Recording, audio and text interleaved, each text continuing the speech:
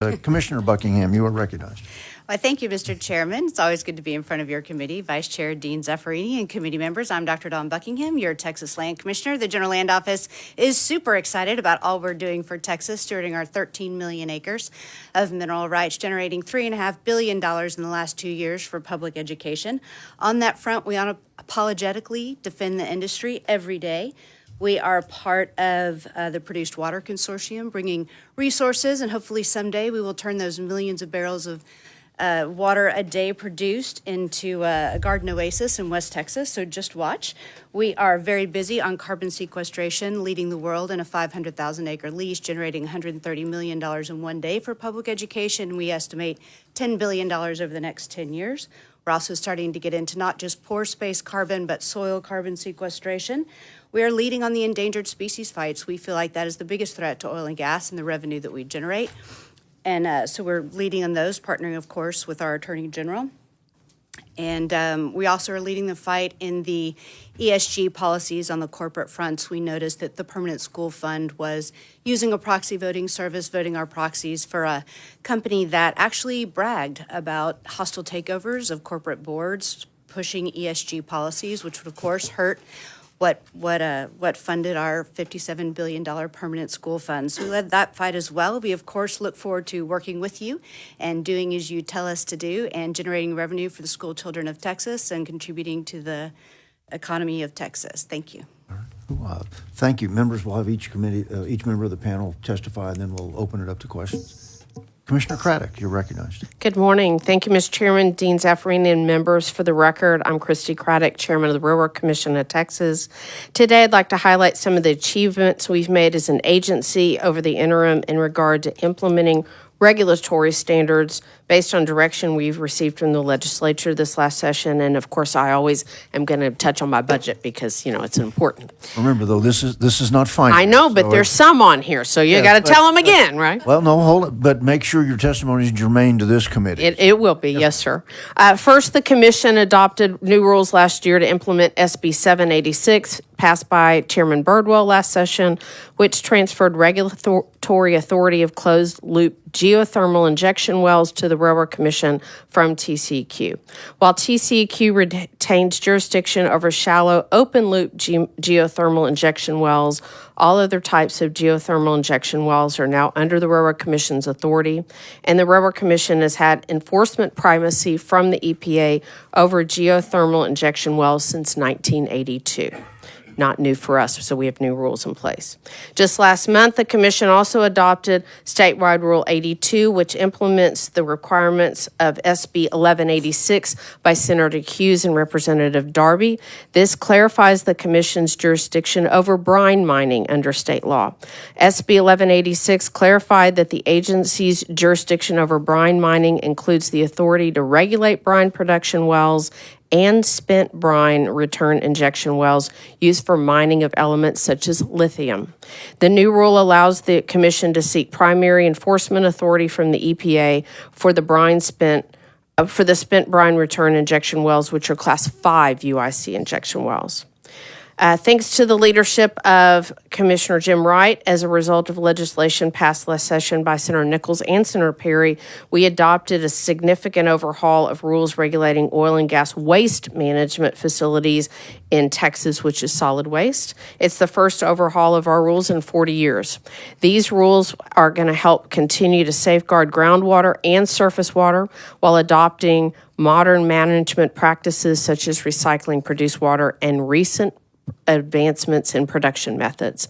The adopted rules enhance the agency's oversight of waste management facilities, and we now have staff dedicated to environmental permit compliance, which is a team that will review waste management facility reports and inspections, and we're asking for IT to make sure we upgrade this system all fully. The oil and gas industry's evolved a lot since the 1980s, and these rules are a lot of work and a lot of update from a lot of stakeholders. Next, under the Federal Safe Drinking Water Act, the EPA regulates the injection of fluids underground, but may, and we're working on it, delegate their authority to enforce the underground injection program, UIC program to states upon application. And until a state receives primacy, the EPA directly implements the UIC program through its regional offices. In 2010, the EPA created Class 6 wells, which specifically regulate the injection of CO2. The year prior, this past year, we established a statutory framework for projects involving the capture, injection, sequestration, or storage of CO2.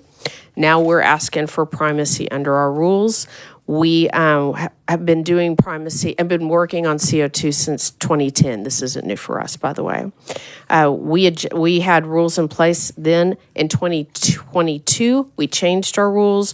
We asked for primacy in 2022 and sent our application up last year. We withdrew our application at the end of the year for Class 6 primacy. We just refiled it last year. We took some of the things out that the last administration forced us to put in, and we cleaned it up.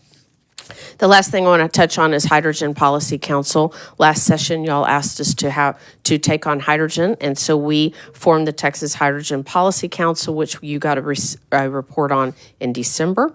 And we think that there's some real opportunity long-term for the state. So I'm going to, because Senator Zaffarini reminds me, we stay on time.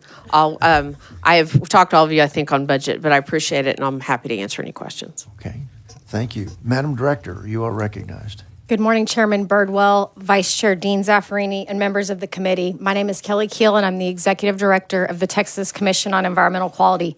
Thank you for the opportunity to go over TCQ's responsibilities and provide an update on the demands of the agency as well as developments to comply with federal requirements. TCQ has a vital mission to protect public health and natural resources consistent with sustainable economic development.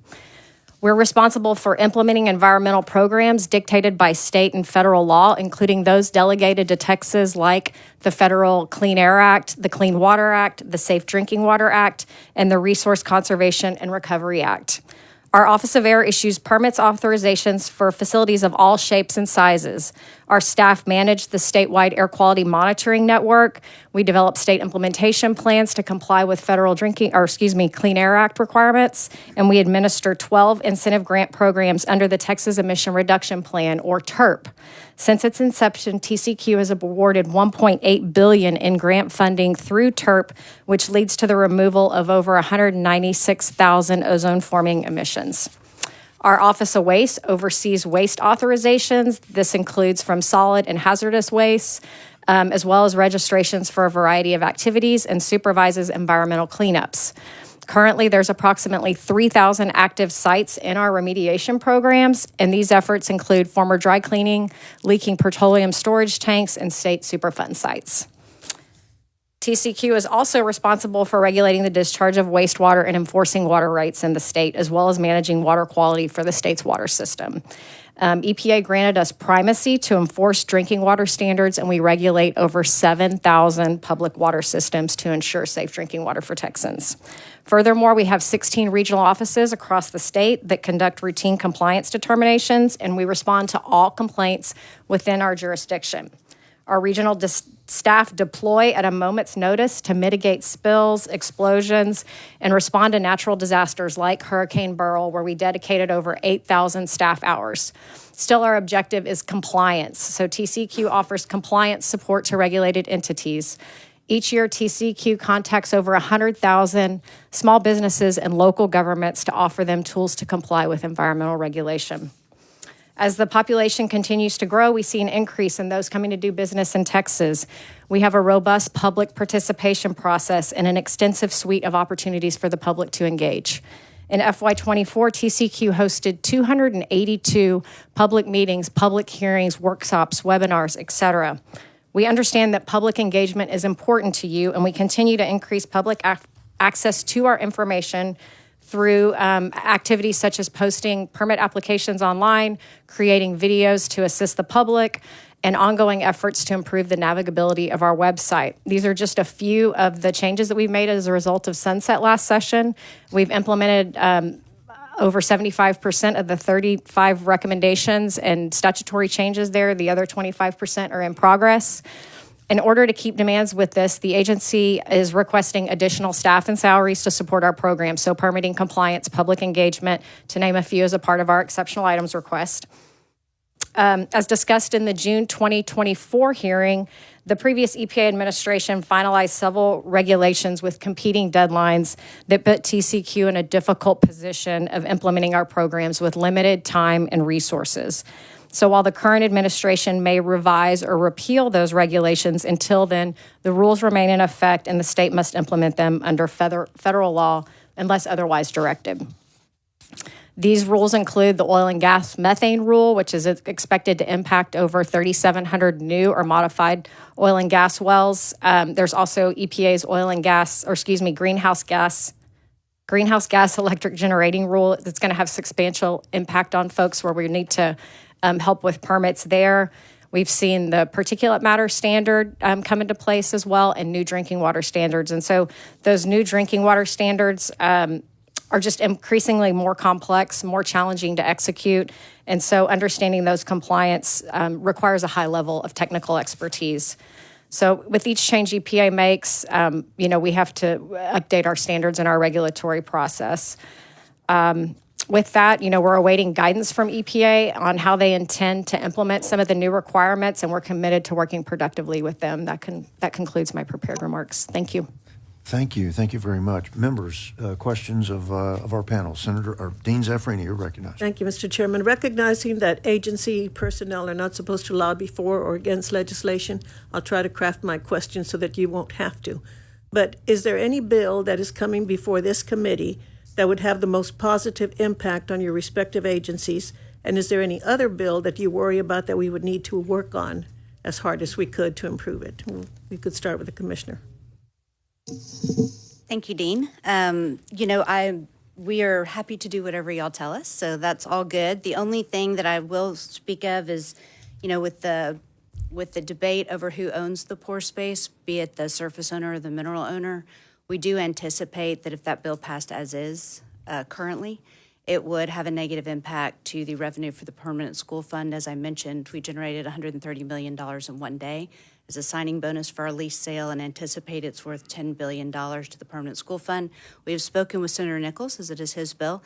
We think that there's a very easy fix on that, but of course we will work under anything you all pass happily. Thank you. Specific bills, I would say not specific, but I think the three of us, and particularly the two of us, work a lot on water. So whatever this committee and this legislature does for water and produced water will be very, very important for the state going forward. It affects not just what we can use it for, but also seismicity issues and other issues that we deal with every day. So we hope y'all get something positive done on produced water, or give the two agencies, and I speak for she and I, and probably speak for her too as well, the three of us, some better direction on produced water issues. Thank you. For how many sessions have you served as chair of the Railroad Commission? So the other two don't always love to come. So you are looking at her every time at session. I get to come over. So I'm glad to see you again. Thank you. Glad to be here. Thank you. Nothing from TCQ. We're happy to be a resource and implement any legislation. Thank you. Okay. Thank you. Thank you all. Thank you, Mr. Chairman. Thank you. Senator Blanco, you're recognized. Thank you, Mr. Chairman. Good morning, Commissioner Craddock. Thank you so much for all your leadership. You're always accessible, and we appreciate your office's work with our office. I've got questions regarding plugging some of the wells. As you know, I represent the largest oil and gas producing county in the state, which means we have a lot of abandoned wells. Can you walk us through how the commission is prioritizing plugging some of these abandoned wells? Is it those that are near water sources? Can you give us an example or shed light on how the commission is prioritizing? Sure. As you know, we have an orphaned abandoned well program. About 85% of the wells that get plugged in the state are plugged by industry, but the ones that don't, we have. Today, we have about 8,500 on our list. It is a stagnant list in the fact that we have 8,500, we plug 1,000, and we will have plugged 1,000 this last year. We plug 1,000 this next year is our goal. But you are correct in Reeves County specifically, although I'd argue that maybe Midland County is the most productive, so it's gray depending on the day. But in Reeves, but out across the state, we do have quite a few wells to plug. Y'all, as the legislature, have given us this past biennium $22.75 million per year to plug wells. And so we prioritize those wells. We go out and inspect those wells, and we prioritize them based on environmental risk. Today, we have about 15 that are on priority 1 and about 2,200, give or take, that are priority 2. And I have better numbers, but I'll be glad to share those with you better. That's off the top of my head. Thank you. And my staff's back there going, are you kidding? Are you kidding? You don't know it by heart. But and then we have lots of priority 3 and 4s as well. So of those total, we prioritize 1 and 2. We do managed contracts. When we do that, we bid them out and plug wells. So we are working through that, and we obviously prioritize those that have environmental risks. But we've recognized this past year that we need to relook at what that priority internally looks like as well. And just plugging 1,000 wells a year and hitting a metric that LBB has given us without prioritizing environmental risk is a bit of a challenge, hence the reason we're asking for a lot more money with well plugging. We not only see that as an issue for us, we haven't asked for any additional money, and it's now costing us on average $50,000. And when we got this additional money, it was 8 years ago, it was costing us about $15,000. So the cost has gone up. But also, as you talk about in your area, you've read about, although it's not just in your area, by the way, we do have emergency wells that happen. When those happen, we go out and plug them immediately. This year already, we've already spent $9 million on 2 wells. So we are eating into our budget, and we need some direction and policy direction from this industry, from this agency about how to manage that long term. Great. Look forward to working with you on that. As it relates to geothermal, can you walk us through how the commission is going through the development of regulations of some of these deep geothermal wells? So we just passed new rules this past year. Geothermal's not new for us, by the way. We've been doing it for a long time. So we'll be happy to sit with you and go through. We haven't had a permit quite yet, so we anticipate. We know there are a couple of companies looking at it. But we're excited for the opportunity for geothermal. Great. Thank you. Appreciate it. Thank you.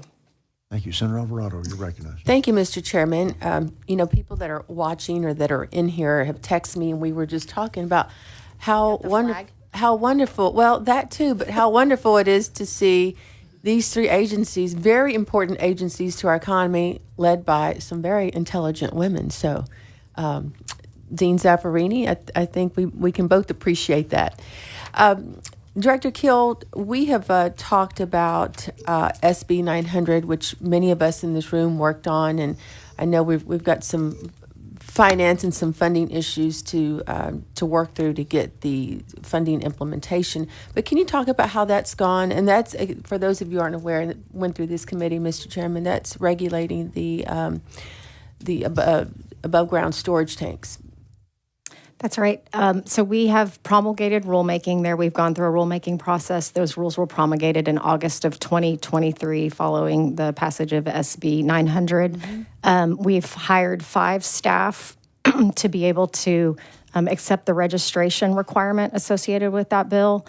And we've gone through our stakeholder process. We've conducted surveys to be able to identify how many tanks we expect are going to need to comply with the new requirements. Okay. And Commissioner Craddock, we've had this conversation, but I just want to get some things on the record regarding to above ground pipelines. You know, the situation we had in my district in Deer Park, it was a tragedy.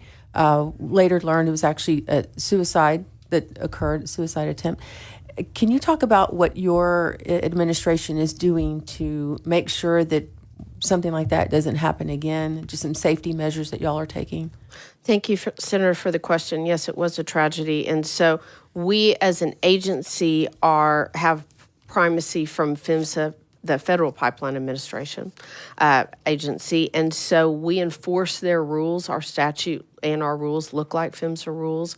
Today, we're happy to work with the legislature if you've got something else you want us to do, but today we want to make sure that we're enforcing those rules, and it was a tragedy today. So for that being said, the company involved was following rules and has been. We did not, for the first time since I've been here and had a pipeline issue, didn't see NTSB or the Federal Pipeline Administration show up at this site. So I think that says something about how unusual it is, number one. We've only had, since I've been here in the last 10 years, like 0.1% of we had problems with where we are as far as a pipe and an above ground valve having an issue. Yeah, I know the issue really shook the Deer Park community, but thank you for the conversation and for knowing that it's an important issue to my district. To my friend and fellow senator, she's still senator to me, but for the purposes of this hearing, Commissioner Buckingham, it's always good to see you. Thanks for all you're doing, your partnership with the city of Houston and Harris County. You've been down there, you've been in my district, and you've had some initiatives with Commissioner Adrian Garcia and that overlaps with my district. So thank you for your work. Last year, Representative Dennis Paul and I worked on the Gulf Coast Protection Account.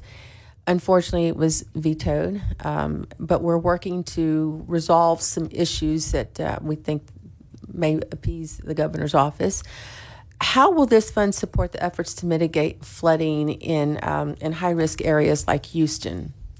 Well, the Coastal Spine Project, obviously, which the Gulf Coast Protection District was created because the Army Corps of Engineers needed, one, somebody with eminent domain authority, and two, one entity to deal with that, not 10 cities and 3 counties and all of that kind of stuff. The multi-billion-dollar project, the big gate at the ship channel, so many things going on. We do need funding. The state part is 35%. It's a 3-legged stool right now. The General Land Office was put in oversight over GCPD. We can talk about it more, but we feel like that's a necessary structure for money that comes to them for various reasons. They are in process of bringing on a new CEO, and we're excited to work with them. But these projects are very important because we know how important the Houston Ship Channel is. Should a major hurricane come up the ship channel and destroy that industrial complex, it wouldn't just negatively impact Texas or even just our country. It would impact the entire world. So we're committed to working with them and the Army Corps of Engineers to get it done and minimize the impacts of big storms and flooding throughout the region. Well, thank you for recognizing the importance, and we've been visiting with Representative Dennis Paul and other stakeholders. So, Governor's office, if you're listening or watching, just know we're working on this bill, and hopefully we can get it across the finish line. Thanks for all your efforts. Thank you, members. Other questions? Senator Parker, you are recognized. Thank you, Mr. Chairman. Great to be with all of you. Thank you for coming and testifying today, and thank you for the excellent work that all of you do with these great agencies. You've already given us a great overview and tackled, I think, most of the topics that need to be discussed. But if there's one takeaway from each of you in terms of things that need to be addressed, one that gets done before now and the end of session, I guess let me kind of run down the list here. I guess Commissioner Craddock, you probably would say, is it the issue around plugging wells and greater guidance and direction as it pertains to the budget? And then with regard to Commissioner Buckingham, is it the issues around getting additional resources around carbon sequestration and your efforts in that regard? And I guess with regard to Director Keel, is it dealing with this particulate matter or air quality or water quality standard that would be most pressing? Just curious so we can get a frame of reference for what is really top of mind for each of you at present. I mean, the General Land Office, we're just full steam ahead in the parameters we have. We're happy as we are. Don't mess with us too much. Keep it simple. All right, you're good. Nothing else needed on those topics. So if you give me anything else, give me the money. I think we would all say that. To your point, I think well plugging obviously is a priority, but really water and how this state decides to deal with water in this state, and particularly flowback water, is really important to this agency in this state. She said it. I'm going to joke. We could be in West Texas what East Texas looks like if we could figure out what to do with water in the state. And I think all 3 agencies are working a good direction towards that. Yeah, very good. Thank you. We're prepared to be nimble to the federal requirements and as those may change, but our biggest issue is resources in our budget to support the existing demand for agency services.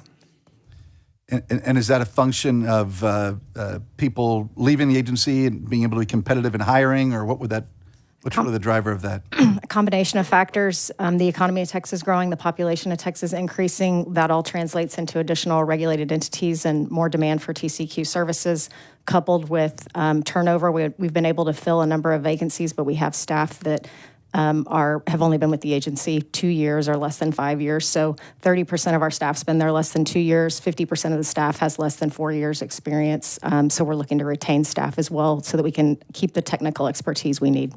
The institutional memory is critical. All right. Thank you all very much. Thank you for all you do. Members, other questions? All right.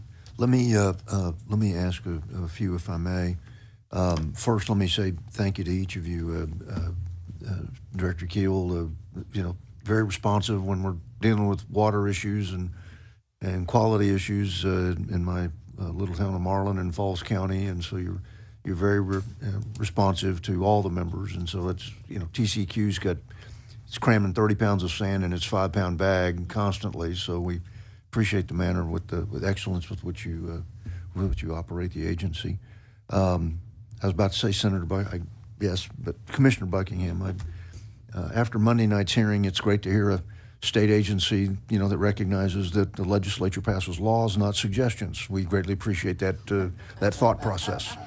And then, of course, the work that we've done, Commissioner Craddock, something tells me that you always draw the short straw during session, I think, is because I know Commissioner Christian's not afraid to come in here. So. We have a great partnership, but they don't always love to come over here for the grilling. Yes, ma'am. Yes. But on the things you've been doing on well plugging and all the hard work that y'all do let me ask a broad question. Certainly, we've just had a change in administration in the last 45 days. Are the things that you have talked about that where you are now situationally, are there things that you are anticipating that will change for Texas with additional executive orders that you may or may not be aware of, but might be aware of? Are there changes that we should expect from this administration that the committee needs to be aware of, or have all the changes that are going to affect your particular lanes already occurred with the new administration? And then you can answer up in testimony orders. I would say the current administration is. Would you get closer, Dawn? Yes, sir. Is that better? It is, because look, even with my hearing aids in maxed out, I've lost so much hearing at the higher frequencies that ladies speak at. Even though I can hear you, I can't always understand you unless you are really. My husband said that this morning, Senator. Well, it comes in handy at kickoff, but So. No, the current administration is moving ahead, obviously full speed ahead. Obviously, the ban on the export of liquefied natural gas being lifted is huge for us. The fact that we probably will not see the weaponization of the Endangered Species Act to the extent that we have will be huge for the industry and for the mineral owners across the state. And so I think it's going to all be positive, honestly. And we're looking forward to having a good partner at the federal level. Okay. All right. Commissioner Craddock? Well, he says drill, baby, drill, so we're in good shape, I think, in that respect. Look, I think we're still watching because he did a bunch, as the commissioner said, first, but we still have Department of Interior, for instance. We don't know what they're going to do on IIJA money for federal well plugging program. That's on pause for us. We have applied for dollars. We'd like them to fix their program as they go forward so we can more effectively use money if it's coming back.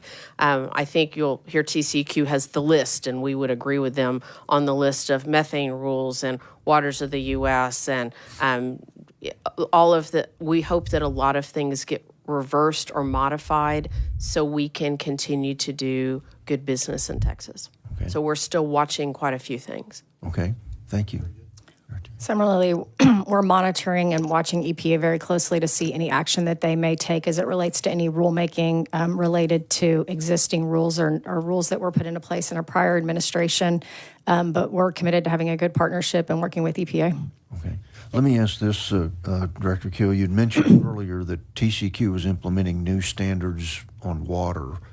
Were those standards that are new from the previous administration, or are those standards that have just been promulgated in the new administration? Drinking water standards under the prior administration, So and some that we're anticipating potentially under the new administration.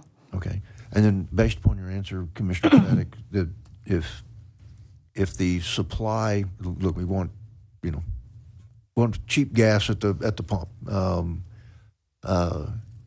But based upon that policy of drill baby drill, we're going to get back to being the energy producer for the world. What could be some of the impacts of that to our Texas oil and gas industry, the revenues that the state has become accustomed to, in fact, in both of y'all's cases? Any concern with how that might impact, with opening Alaska back up, all the other places that may produce oil? How does that impact Texas? Well, obviously, this past year, the oil and gas industry brought in record amounts. We're seeing record. We'd love to be at that record. The reality is this industry is getting smart about what they're doing with technology. And so, for instance, the number of drilling permits I have are down and the number of rigs are off. Not bad, but just a little bit because they're smarter. I think we're going to need more infrastructure. That's a big piece, not just roads, but pipelines and electric utilities. We've got to have more lines in the state because the state will continue to grow. I think there's a lot of opportunity for new technologies like hydrogen, like CO2, that we all are excited about. And so real opportunity for the state to move forward. So we want to make sure that we're not over-regulating or you don't put too many laws in place that Texas can continue to lead. Okay. Commissioner, did you want to add to that? I agree. Okay. All right. Thank you. Members, any other questions for our panel?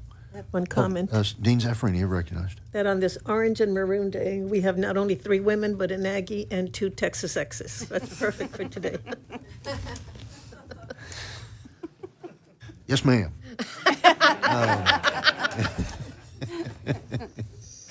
All right. Thank you all for joining us. We look forward to the work ahead of us and your continued expertise and counsel to the committee and to the legislature. Thank you all.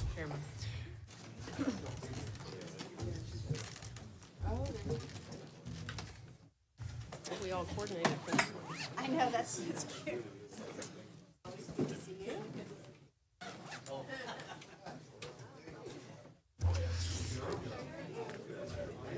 Members will now go to panel 2.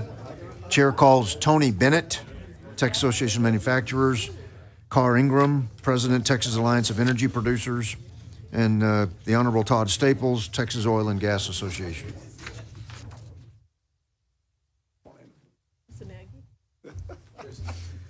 Huff is divided the same way this panel was, I might add. Hey, good morning. Good morning. Gentlemen, as you heard the instructions to the previous panel, you each have 5 minutes. Give us your relevant common picture of situational awareness on the lanes that you work, respective to our committee's charge or our committee's area of oversight. Commissioner Staples, yes, Commissioner Staples, we will begin with you and then work our way down. Each of you have 5 minutes. Please state your name and whom you represent. The floor is yours, Commissioner. Thank you, Senator Birdwell, Dean Zaffarini, members of the Senate. It's an honor to be with you this morning. My name's Todd Staples. I'm fortunate to represent the Texas Oil and Gas Association. And on behalf of our member companies who produce and transport and refine and service and export oil and natural gas that has positioned Texas to be the #1 producer of oil and gas in the nation, we want to thank you for your service to our great state and for being understanding about how policies can promote prosperity or they can hinder it, and being very conscientious in the way that you approach things. I think I want to start out on kind of where you left off the last panel in terms of Commissioner Craddock's conversation about where the position of the industry is. And to give you something to put it into context, in January of 2015, there were 756 active drilling rigs in Texas. They were producing 3.4 million barrels per day of oil. 10 years later, November 24, the number of drilling rigs dropped to 281 is about where we're at today in Texas. That's a 63% decline in rigs, yet we're producing about 5.8 million barrels per day of oil, a 71% increase. This remarkable opportunity to reduce the inputs and to increase the outputs is because of innovation. It's because of a pro-welcome, open for business philosophy that you all have helped foster in Texas, and we thank you for that. And the industry is so prolific that we produce more than we can ever use. It's kind of like Bluebell ice cream. Eat all you can and sell the rest. And that's what we're doing. And countries are literally lining up at the doorstep of Texas in energy need, and Texans are responding. Texas pipelines alone exported 3.8 billion cubic feet of natural gas to Mexico last year, November of 2024. Texas LNG exported 8.3 billion cubic feet of natural gas. Our LNG exports went to 39 different countries, improving their lives, meeting the needs of their citizens, and it's amazing. Texas exported 4 million barrels per day of oil, 4.9 million barrels per day of refined petroleum products. And making all this happen are about 500,000 Texans who have a direct job in oil and gas, not to mention the indirect and induced jobs that could add up to 1.5 million to 2 million Texans that are benefiting. What's happening in Texas has truly been transforming the nation. Less than 20 years ago, the United States we were importing 12.4 million barrels per day of petroleum, relying on foreign sources for nearly 60% of our domestic petroleum needs. And now the tables are reversed, and we're all benefiting from that. Every Texan, whether you live in the middle of the oil patch or not, you're benefiting from this dynamic activity. $27.3 billion in state and local taxes and state royalties were paid last year alone. Even an Aggie like me can understand that's almost $75 million a day that's funding our roads, our first responders, our universities, our schools. It's just amazing. And for context, that $27.3 billion paid by this industry is more than the entire tax revenue of 34 states. Wow. I mean, you think people wouldn't want to trade to be a Texan? This is an example for it, for sure. And while we're doing that, we're improving the environment all at the same time. Between 2015 and 2022, methane emissions dropped 42% in key production regions across the U.S. Methane emissions from natural gas operations in the Permian decreased 26% last year from the previous year. A lot of environmental progress has been made. And while we're doing this, we're also a reliable partner in meeting the energy demands for our state's electricity grid. Dispatchable energy supplies 70% of ERCOT's electricity on average, over 90% of the electricity during specific hours of any given week, and natural gas dominates this and accounts for 52% of ERCOT's generation that's made available because of that. We are excited about the future. The legislature approved or adopted and instructed PUC to establish the Permian Basin Reliability Plan. We're 10 years behind on the build-out to meet the electricity needs of this industry in the Permian Basin, and there are some key bills that we're going to be focusing on. You should have a handout or will, some key facts here, and then a report that we hope you all have in your office. We'll pass that out now if it's not. Oh, he's got it right there. So you have all that. Thank you, Mr. Chairman. Yeah. Thank you. All right. Again, we'll do the entire panel and then open it up for questions to the panel. Tony, you are recognized. Thank you, Chairman Birdwell and Dean Zaffarini and members of the committee. I am Tony Bennett, President and CEO of the Texas Association of Manufacturers. We appreciate this opportunity to discuss critical federal actions that impact the state's economic and environmental policies. TAM promotes and we protect a pro-growth business environment that ensures that the state has a strong manufacturing sector. Our state's manufacturers employ over 847,000 Texans directly, who earn on average more than $123,000 annually. TAM's proud to be the voice for over 500 small and large manufacturers all across our state. The net effect of burdensome regulations makes the cost of doing business much higher, driving capital investment and quality jobs away from Texas and even beyond the U.S. to competitor countries. In an era when key national security and cutting-edge technology projects are looking to locate and develop, Texas needs every advantage possible to ensure that we can win these critical advanced manufacturing projects. Our regulatory environment should not be a hindrance. Texas policymakers should be concerned about the global competition for these highly sought-after industries because, on average, each new manufacturing job created not only comes with higher wages and benefits, but also spins off an additional 5 related jobs to our economy. Since taking office, EPA Administrator Lee Zeldin has announced several initiatives that may impact Texas and which we are generally supportive of. On February 4, the agency launched what is called Powering the Great American Comeback Initiative. This initiative outlines 5 key priorities. Number 1, clean air, land, and water for every American. Number 2, restore American energy dominance. Number 3, permitting reform, cooperative federalism, and cross-agency partnership. Number 4, protecting and bringing back American automotive jobs. And 5, of course, President Trump's recent executive order to resume processing export permits for new LNG projects. And that, of course, lifts the previous administration's freeze on such permits. These priorities are evidence of the new administration's desire to balance environmental protection with economic growth. Administrator Zeldin also implemented a temporary freeze on environmental lawsuits, rulemaking, and also on external communications to review and revise agency policies.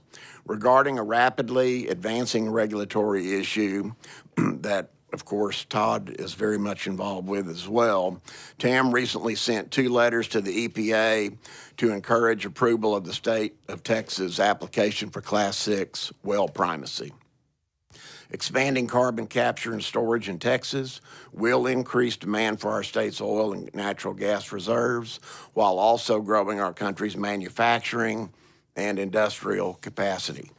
Studies conclude that carbon capture and storage could attract at least $60 billion in private investment to the Texas economy, and Class 6 well primacy is a critical piece of this strategy. Carbon capture and storage is one of the most practical, necessary, and common sense technologies for Texas to reduce carbon emissions from existing energy and manufacturing facilities. We firmly believe that the Texas Railroad Commission has the resources and the expertise to effectively permit carbon storage wells. As you are also aware, President Trump established the Department of Government Efficiency, or DOGE, to examine ways to streamline the federal government and, of course, get rid of bureaucratic inefficiency. The administration launched also a 10-to-1 deregulation initiative, ensuring every new rule has clear benefits. We're optimistic to hear how the administration is taking a deep dive into these topics, but their specific impact on Texas will depend on implementation and collaboration with state agencies. We're still worried about PM 2.5 regulations. This is despite remarkable progress Texas has made in the last 2 decades, where we reduced ozone by 26% and we fine particulate matter we reduced by 12%, but new regulations continue to impose unpredictable constraints. They're moving the goalposts. On February 6th, Governor Abbott submitted a letter to EPA requesting that no Texas counties be listed as non-attainment. We will be very anxious to see EPA's response, and that is expected sometime this fall. So we're working with EPA 6 administrator on that and hope to have a meeting. Yeah. Thank you, Sonny. Thank you. And again, we'll hold on questions. So, Carr, you're recognized. Thank you, Chairman Birdwell. Great to see you, Dean Zaffarini, all of the members of the committee. Thank you for the invitation to appear before you today. My name is Carr Ingham. I've long been the economist and now have the privilege of serving as president of the Texas Alliance of Energy Producers. We are a statewide oil and gas trade association. Unlike Texoga, we represent only the upstream or exploration production sector of the business. So these are companies that are in the business of operating and producing, oil field service companies and drilling companies, and then also in our membership are just a host of affiliated industry, service and supply companies, and anything connected to that upstream sector. But it is the operators and producers principally that we represent. We share a lot of cross-membership with Texoga and some other organizations. We are proud to number among our members the very large companies, the major integrateds, the large publicly traded independents, companies whose names most people know, but we are also very proud to represent hundreds and hundreds of smaller to mid-sized private independent oil and gas companies in Texas who've been at this for a long time. They're great at what they do. They're very sophisticated. Most people have never heard their names unless it's you or people who live in their production regions. But these are not household names, and this is a swath and group of companies and the wells they operate that we are very protective of, and this has been our legacy over the years. As you know, Mr. Chairman, the Alliance came into being as a statewide group in 2000. But its two predecessor organizations, which were North Texas Oil and Gas Association, West Central Texas Oil and Gas Association, and Abilene, came together, went statewide in 2000. That's still a core legacy area for representation for us and membership. And again, these smaller private independent companies that they represent. But we're glad and proud to be able to represent everybody and all our member companies of any size producing oil and gas in Texas. Next time I want to go before Todd so I can steal some of his thunder for a change, but he's exactly right in terms of the spectacular accomplishments of oil and gas companies in Texas. In 2010, state of Texas was producing about 1.1 million barrels a day of crude oil, which is 20% of national production. At the end of 2024, Todd, I had that number at just over 5.9 million barrels a day, which is a record for Texas and about 44% total U.S. crude oil production. Spectacular growth in U.S. production, but this is clearly led by Texas. Some interesting things to note about this, though. He's quite correct, of course, and the shift in the way this is accomplished, because record production is being accomplished with nowhere near record rig counts, nowhere near record drilling permits being issued, and nowhere near industry employment. Just in the upstream sector, at the peak of activity in modern times, late 2014, we had well over 300,000 direct employees in the upstream sector, and that's just over 200,000 now. And he mentioned the rig count numbers. So these extraordinary efficiencies and productivity increases that have been accomplished by these companies are truly work to be celebrated.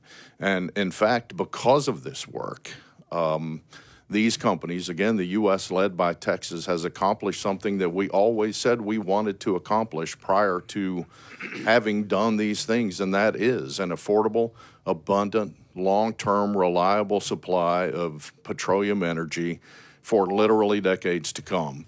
The makeup of this production is, I think, also worth noting. As I'm sure you know, most of the wells in Texas are low-volume wells. We've got some massive boomers out there in the Permian primarily, but most of the wells in Texas are low-volume wells. Depending on where you draw that line, 80 to 90% of them are that. An astounding 35% of the wells in Texas are 0 to 1 barrels of oil equivalent per day. And as we discussed in your federal incompetency hearing back in June, it doesn't take much in the way of layered on and imposed costs at either the federal level, which is what we were talking about then, or the state level to put companies and the wells they operate in jeopardy. And the methane issues we talked about alone, unless derails, stand to jeopardize 60,000 plus low-volume wells in Texas. And along with each one of these comes beneficial economic activity that I think the state has an interest in maintaining. Very happy to discuss these issues. Look forward to working with you during the session, and I hope you'll call on us when we can be of service. Thank you, Carr. Members, questions? Dean Zaffarini, you're recognized. Thank you, Mr. Chairman. President Staples, and I know that's the correct term for you now, President Staples, on page 21 of your very handsome booklet, you have the ranking of Texas as an oil-producing nation, if we were a nation, as an oil-producing state, and as a gas-producing state. Given the new federal policies that either are being implemented, hope to be implemented, or are expected by your organization, how would you perceive that ranking to change, if at all, in the future? I think if we continue to have the right policies in Texas that encourages the safe and sustainable practices that are employed by oil and gas companies, Texas is in the position to continue to lead. Many companies and the Energy Information Administration predict oil and gas demand will increase globally in the years to come, and Texas is positioned to continue to lead in that space. There are issues around the globe. Other countries, I mean, the thing about it, these numbers are phenomenal, and they may look easy, but they came with sweat and toil and risk from entrepreneurs, from family-owned businesses to some of our bigger, major diversified companies. And so we have the opportunity to continue to be well-positioned in the state to benefit from those that activity, but I think we have to make certain that we allow the development of infrastructure, that permitting is done on a timely basis, and that we manage some of the big issues that we're facing today. And if we were a country, you would show us ranked as fourth. In the world. In the world, right. So if we were to move up under the federal policy, say to 3 or 2, what would be the monetary impact on Texas? Well, it would be a phenomenal benefit to all Texans if we moved up in production because, as you know, this industry is about the only industry in the state that pays a tax on severance from producing that mineral, a severance tax, along with property taxes, along with franchise taxes, along with sales taxes.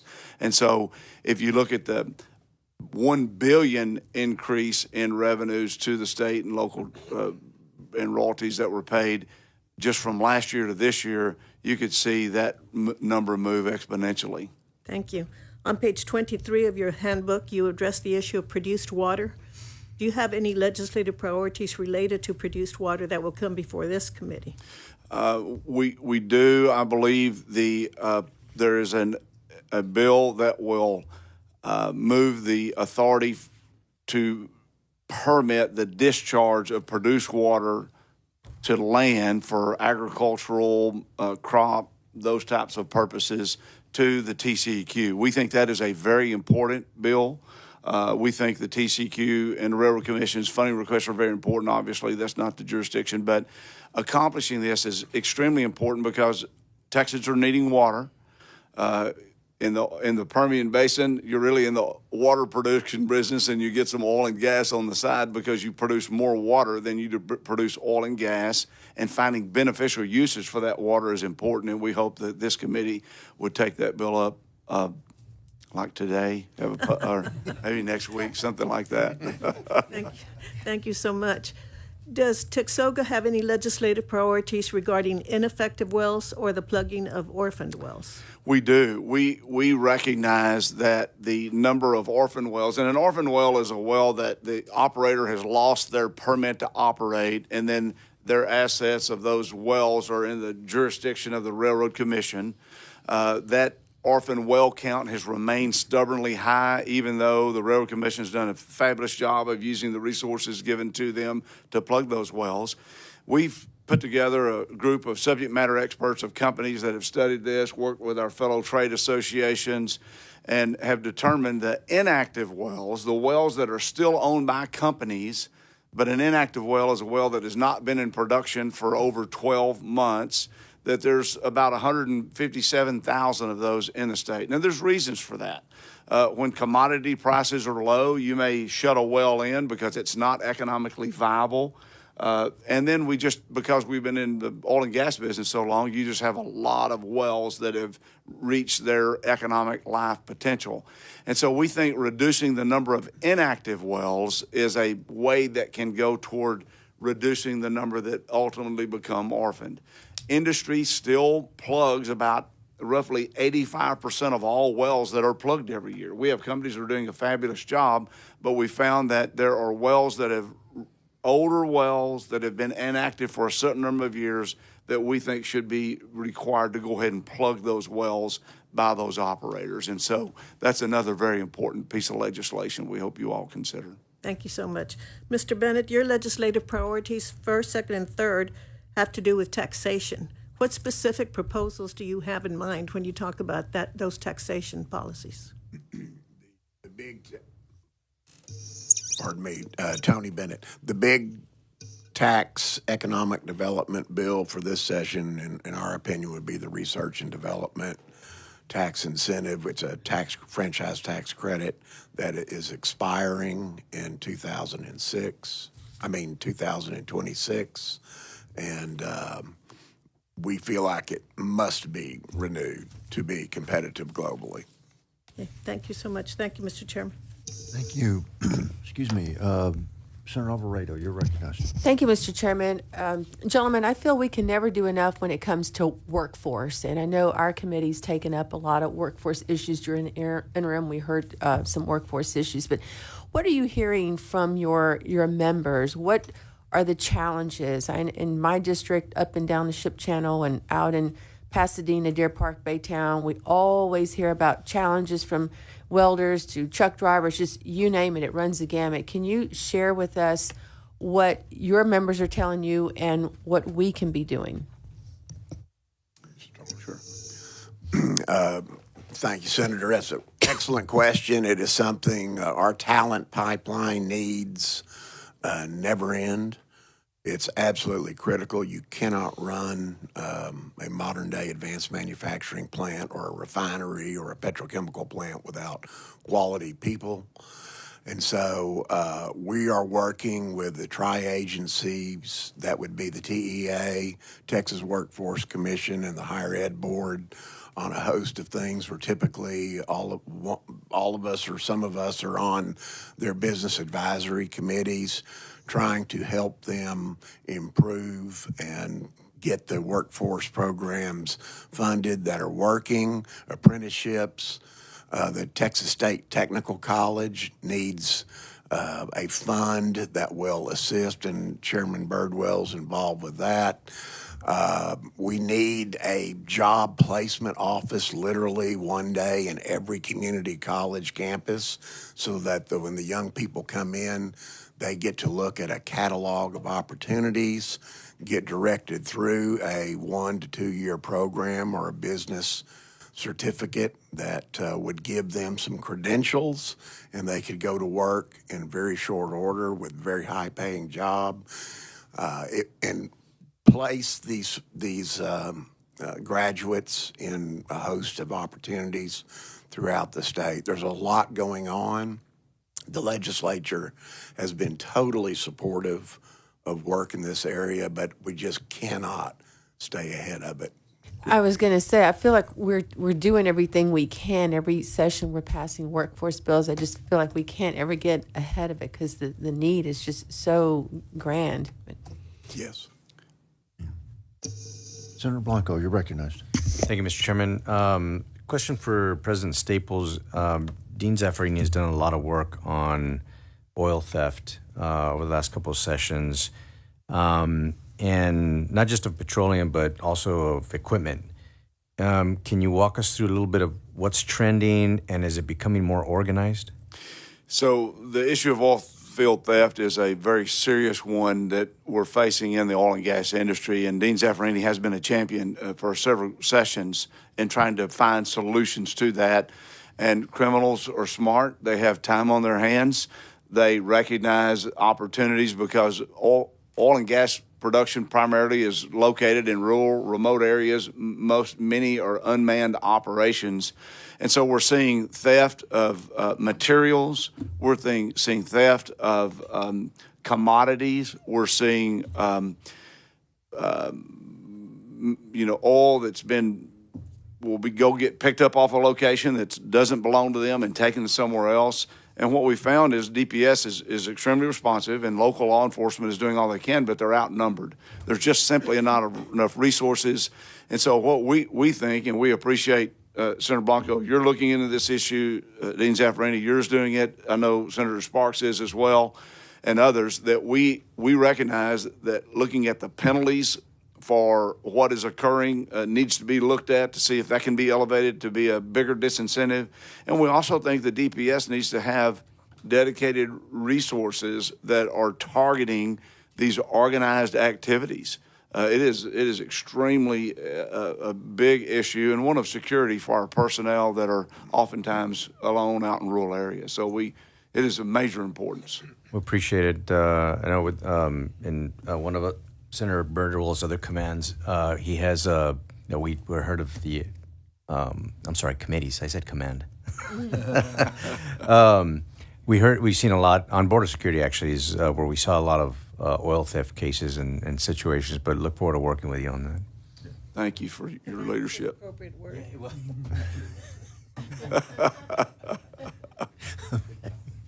Thank you, Senator Blanco. Thank you. Members, other questions? Okay, let me do a couple of things if I may. Tony, you mentioned something I found just amazing, that there's a potential for no county in Texas to be in a non-attainment status. What do you think the likelihood of that is? I mean, that's like crossing the Grand Canyon in one step. I mean, that's how big of a task that is. Honestly, I can't answer that question as to what the likelihood is. I think I'm not trying to tag you to a prediction. Absolutely. That is a stunning. If it can be done, it would be phenomenal because we've got some big problems with non-attainment zones and the industries that already are there and moving new advanced manufacturing into our metro areas and along the border. And, we've got the migration of other folks' pollution coming into the state and causing our zones to be in non-attainment. So it would be phenomenal for the state and for the country. And because we are continuing to lower most of those metrics, and we don't, when they move the goalpost every 5 years, you're always going to be in non-attainment. Yeah, I mean, McLennan County is always, one or two particular, non-attainment is, 70 parts, and McLennan County is always at, 68, 69. And, when SpaceX tests a rocket motor, what are they putting into how close is the monitor to where they're doing their, Judge Felton, deals with that. I mean, we've got other business coming into McLennan and my other counties as well. That would just be an incredible accomplishment because it's we keep doing more and more and more, and get less mercy from or at least the previous administration. My hope is that whatever the current administration does is that the Congress can make those things more permanent rather than the head-snapping turns of a personality change, every 4 or 8 years. And absolutely, that's really where I'm very grateful for what President Trump's doing, but I need Congress to make it more permanent. We're hopeful. What we really need. One of y'all had mentioned LNG. It may have been you, Tony, the LNG status, but it's really a question maybe to all of y'all. The captain of the Titanic can give the order to move the ship in a matter of seconds, and the president's given the order on LNG to lift that additional, because we are producing, but we were capped under the previous administration, we were capped at what we could export. With that order being given, what do you see in your respective lanes? What do you see for LNG, because we're only 45 days into this administration, what do you see for Texas with LNG in the coming months and years? The good news is that many facilities are underway now. They're finalizing arrangements with purchasers abroad. And so we've got Sempra is completing a project in the Beaumont area right now. Golden Pass is almost there in the Beaumont area. Next Decade is underway in the Brownsville area. And then you've had, of course, Freeport's doing really well on what they're doing. And Cheniere is expanding, who's the first one to open in Texas. And so I think it's going to create tremendous opportunities. Again, we're producing an abundance of natural gas. In fact, producers in your area, Dean, have actually throttled back production because prices have been so low, and certainly have in the Permian as well. And so we have plenty of natural gas. We have fabulous, first-rate, best-in-class export facilities. The opportunities are unlimited if we remove artificial barriers, and Texans will benefit from that. Okay. Carr, did you want to? Yeah, I simply wanted to suggest that this reference to the volume of gas being produced in Texas and this odd phenomenon, or odd to many people, of associated gas. One of the reasons that we're producing so much gas in Texas is coming out of the ground with crude oil production in the Permian, and roughly 60 to 65% of the gas that comes out of the ground in the Permian is just that, associated gas. And companies don't really want it, but it's an extraordinary resource that's available to the world marketplace. But until it gets to the world marketplace, it can't be done. And this glut of gas that can be put to work by somebody push prices down so far out there. I mean, the average for the Waha hub in West Texas for natural gas was negative for all of 2024.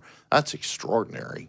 And so now that we have pipeline infrastructure moving gas from the Permian to the marketplace, which is the Gulf Coast of Texas, and in some respects in pipelines across to Mexico, along with the development of continued development of LNG facilities to move that into the global marketplace, is just critical. And when the last administration, of course, put a pause on this, it was just kind of a chilling notion all up and down the industry, even into the upstream specter, because access to these markets is critical for being able to continue to develop our resources in Texas, crude oil in the Permian, which has as a byproduct valuable natural gas. So we can do great things for the country, for the state, and for the rest of the world by making our clean natural gas available to them, raising the standard of living everywhere. But a new administration that doesn't get up and go to work every day with foundational contempt for domestic oil and gas production and what we do in Texas is very helpful.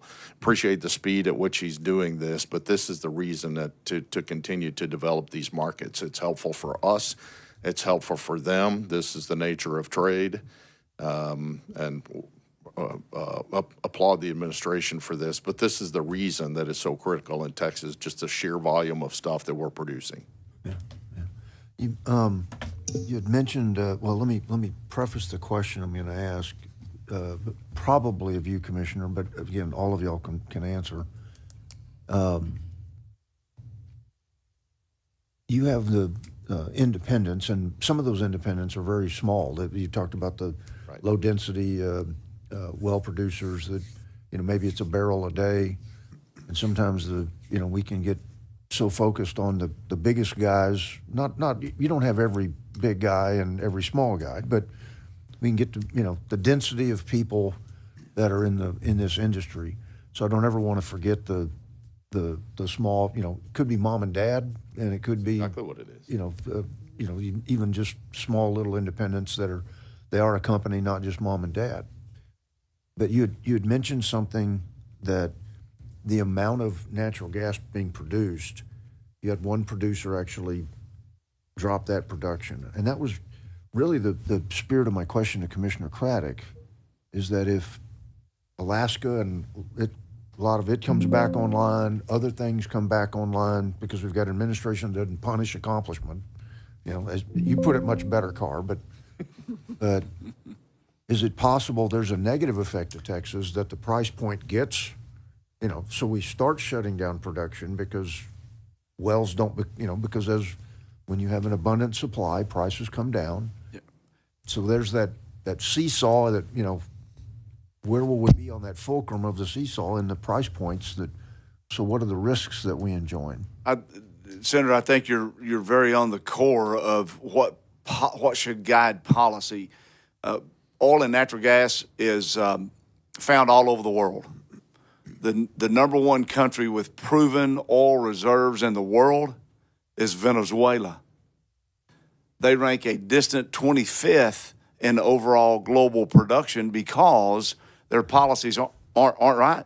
And so if you took the Texas way of doing business to Venezuela, they would be the number one oil and gas producing state in country in the world, but they don't adopt that. So our entire system is very competitive. Capital flows to where it's welcomed. And as we see the unlocking around the globe, if you have greater production there, it does face our producers are faced with decisions they have to make in return in terms of the global supply and demand. And so nothing should be taken for granted. Every decision that you make can have an impact, from including the workforce that Senator Alvarado talked about, having that available workforce. And awareness is the area that I think should be focused on from the students' perspective, because y'all are doing some great things at a state level, but I think awareness from students and opportunities is where we need to focus. So you're right on target to be concerned about that. Okay. Carr, you want What you refer to, though, Mr. Chairman, are market outcomes. That's just the way it goes. And I think our members from big to little can deal with that, just because that's the way it is, and it's been that way always. We have enough trouble, the smaller guys, just surviving market outcomes like that,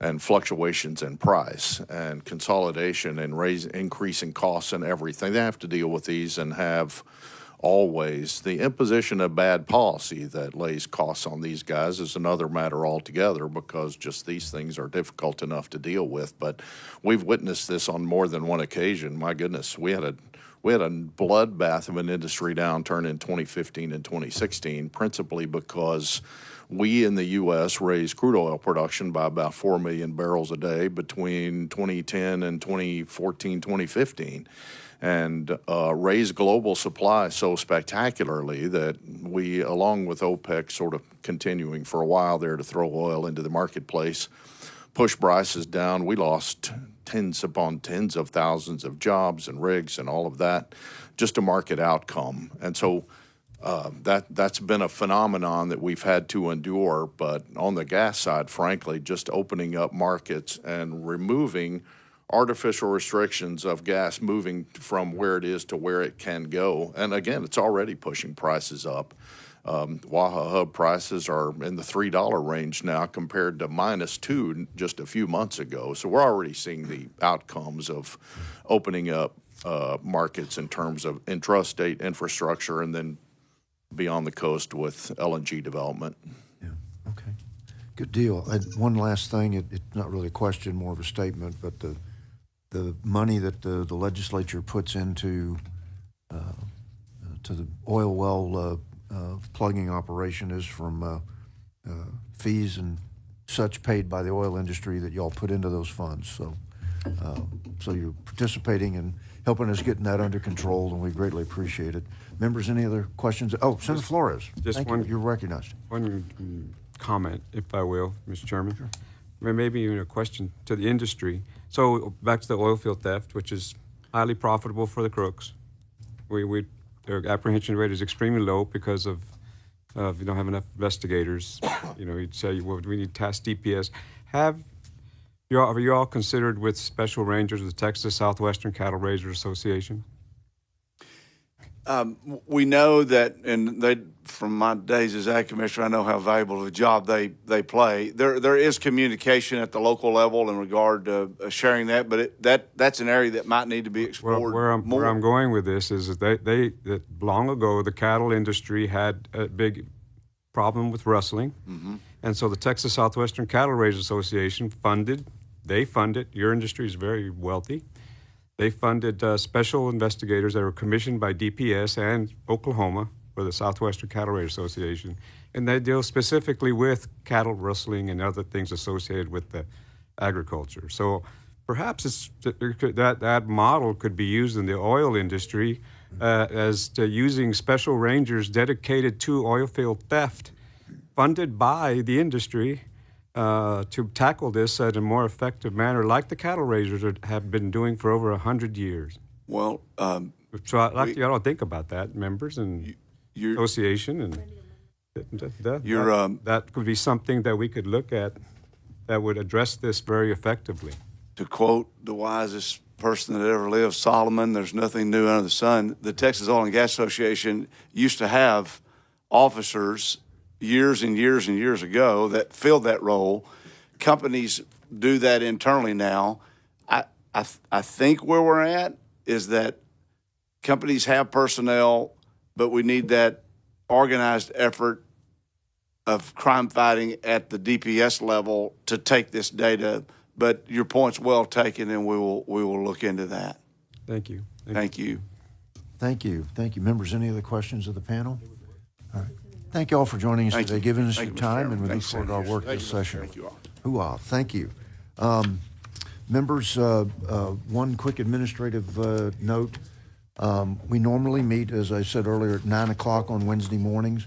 It is my intention that we'll do our committee preparatory work with my team on Thursdays so that we post on Fridays, possibly Thursdays, but at least post on Fridays for that next Wednesday's hearing so that you have the maximum amount of time to consider the bills that are, because I've always appreciated getting more warning than the minimal amount of time, but my standard expectation of my team is that we will do our analysis on Thursday, make our post Friday morning, so y'all will have that information going into the last day of the work week, and then the beginning of over the weekend, and then the next rest of the week. So with that,